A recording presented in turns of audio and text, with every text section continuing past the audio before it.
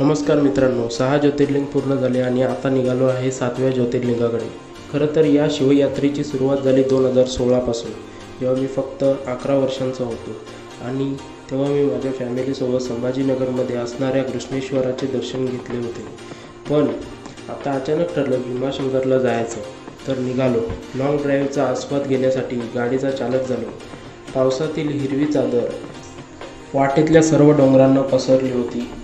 मग रस्त्याचा आस्वाद घेत घेत आम्ही पोचलो भीमाशंकर अभयारण्य देवस्थान भीमाशंकरच्या प्रवेशद्वाराकडे। एक भलं मोठं अभयारण्य जिथून भीमा नदीचा उगमस्थान होतो आणि तीच भीमा नदी नंतर जाऊन चंद्रभागा या नावाने ओळखली जाते। मग आम्ही दर्शनाच्या रांगेत उभे राहिलो। दर्शनाच्या रांगेत जवळजवळ 2.5 तास झाले। अजूनसुद्धा दर्शन झालं नव्हतं। सर्व थकलेले, पण त्यांना ऊर्जा देणारं एकच स्तोत्र होतं, हर हर महादेव। आणि गाभाऱ्यात आम्ही पोचलो। तिथे फोटोज काढले। भीमाशंकर बसस्टँडवरून ST पकडून आम्ही पोचलो आमच्या पार्किंग एरियामध्ये, जिथे आमच्या गाड्या ठेवलेल्या।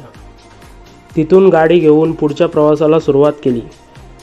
वाटेतल्या हिरवाईला अनुभवत आम्ही जेवणाकडे जाण्याचा मार्ग निवडला। सकाळपासून उपाशी असलेल्या मिसल पाव फक्त पोटात असलेल्या आम्ही सर्वांनी मोरिया हॉटेलमध्ये जेवण केले।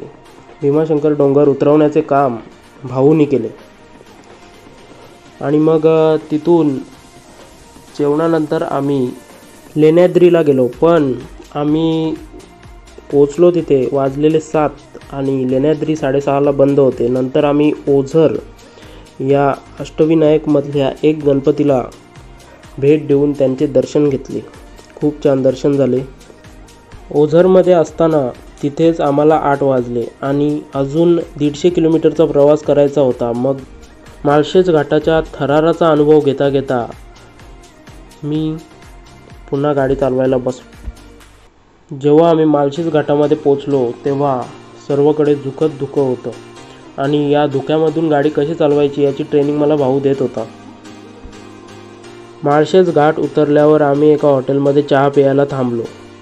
तिथून निघाल्यावर रात्री 12 वाजता आम्ही घरी पोचलो आणि सकाळी बातमी आली, छत्रपती शिवरायांचे 12 किल्ले युनेस्कोच्या यादीत समाविष्ट झाले। जय शिवराय। Thank you for watching.